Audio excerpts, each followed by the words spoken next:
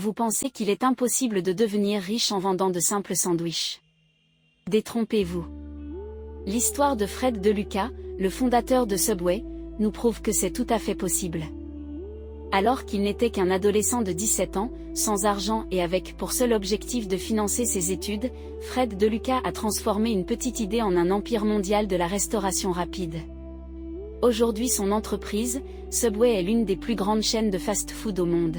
Dans cette vidéo, nous allons découvrir comment il a fait, les étapes de son parcours entrepreneurial, les obstacles qu'il a surmontés et les leçons que vous pouvez appliquer dans votre propre parcours. Restez jusqu'à la fin, car cette histoire est remplie de conseils précieux. Chapitre 1, les premiers pas et l'idée de départ. Fred DeLuca est né en 1947 dans une famille modeste à New York. Il avait toujours été ambitieux et souhaitait réussir, mais ses moyens étaient limités.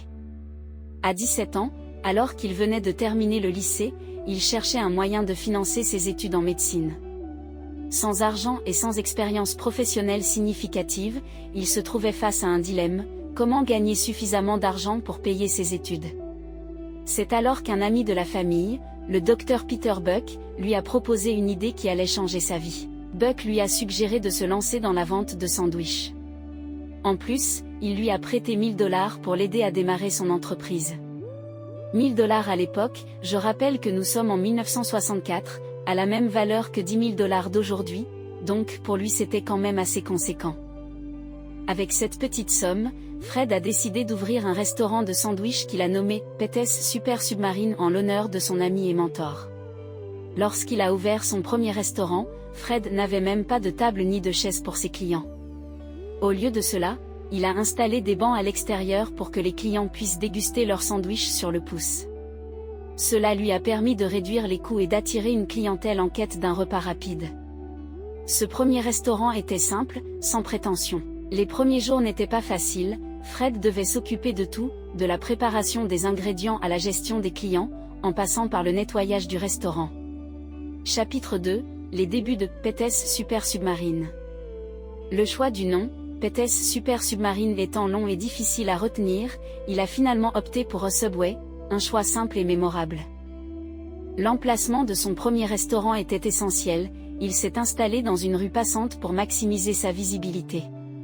De plus, il a gardé son menu très simple, se concentrant sur la qualité et la fraîcheur des ingrédients. Les clients pouvaient composer leur sandwich avec les ingrédients de leur choix, un concept innovant pour l'époque. Le restaurant avait peu de clients au départ, et il devait jongler entre ses responsabilités et le manque de ressources financières.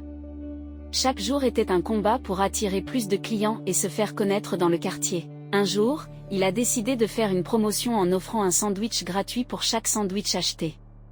Cette idée a attiré une foule énorme, mais il n'avait pas prévu le succès de sa promotion. Il a dû faire face à une pénurie de pain et d'ingrédients, ce qui l'a forcé à travailler toute la nuit pour préparer plus de sandwichs.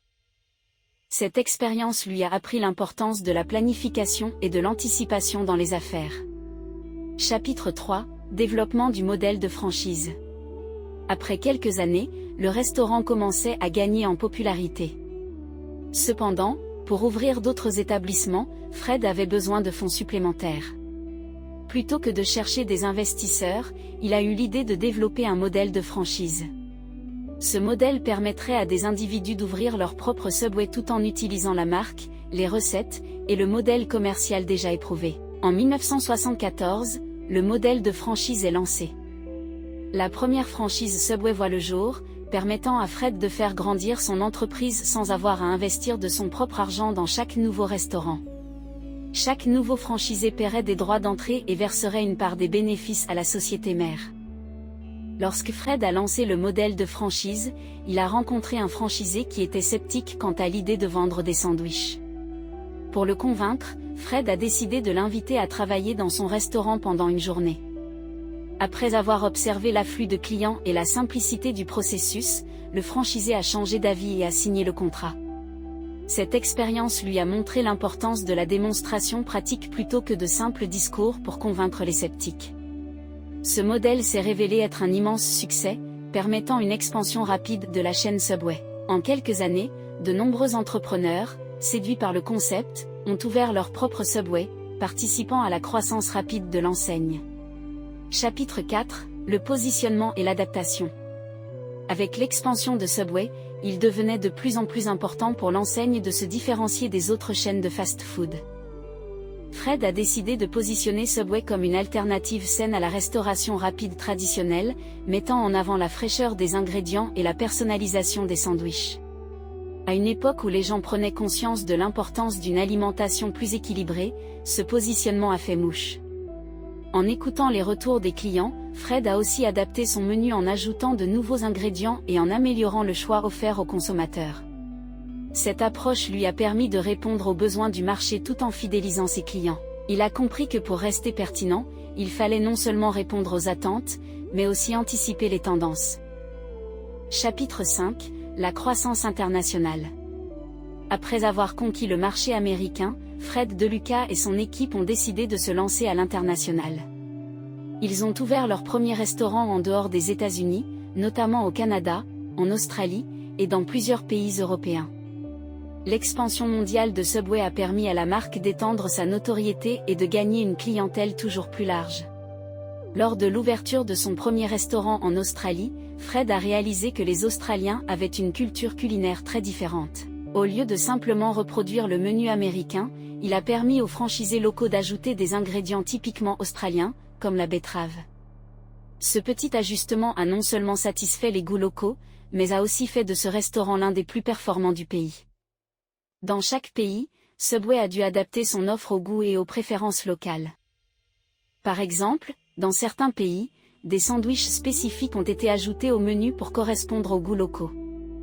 De plus, la chaîne devait respecter les réglementations locales en matière de santé et de sécurité alimentaire, un aspect complexe pour une entreprise en pleine expansion mondiale.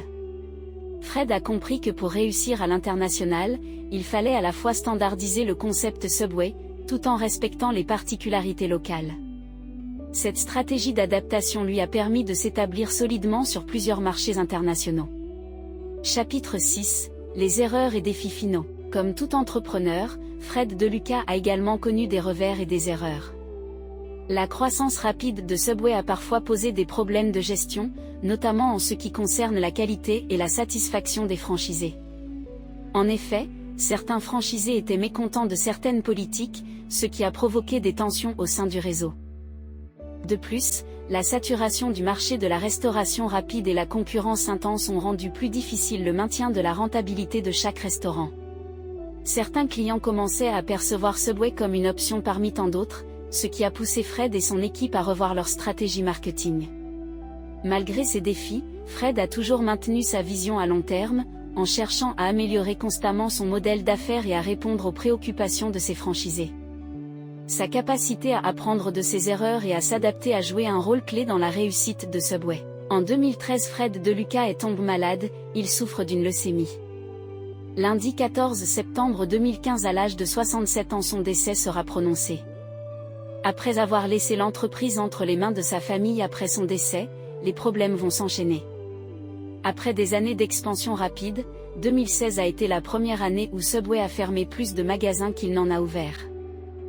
Depuis, son empreinte commerciale mondiale s'est réduite chaque année.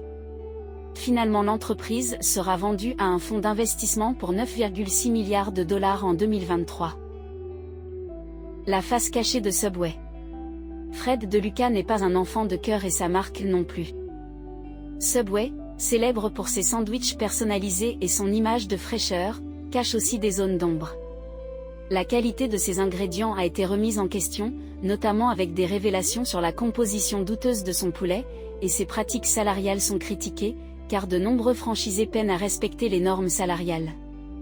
La structure même de franchise de Subway pose problème, les propriétaires subissent des frais élevés et un manque de soutien. De plus, la marque a été accusée de marketing trompeur, comme pour ses sandwichs footlong souvent plus courts que promis, et son impact environnemental est important, avec une utilisation massive de plastique jetable.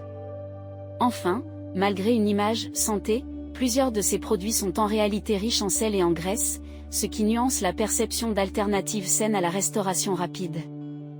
Subway a aussi tendance à abandonner ses franchisés qui ne sont pas rentables. Conclusion et leçons clés. Pour conclure, L'histoire de Fred DeLuca est une source d'inspiration pour tous ceux qui aspirent à entreprendre. Il a prouvé qu'il est possible de construire un empire avec une idée simple, de la persévérance, et une capacité d'adaptation au changement. Aujourd'hui, Subway est l'une des plus grandes chaînes de fast-food au monde, et cela n'aurait pas été possible sans le dévouement et la vision de son fondateur. Gardez en tête ces quelques leçons, trouvez un mentor, persévérez malgré les défis, développez un modèle évolutif, écoutez vos clients, adaptez-vous aux changements et apprenez de vos erreurs. L'histoire de Fred DeLuca montre qu'il n'y a pas de chemin unique vers le succès, mais qu'avec les bons choix et une détermination sans faille, tout devient possible. N'oubliez pas de laisser un pouce bleu sur cette vidéo si elle vous a inspiré et de vous abonner si vous aimez ce genre d'histoire et moi je vous dis à très bientôt.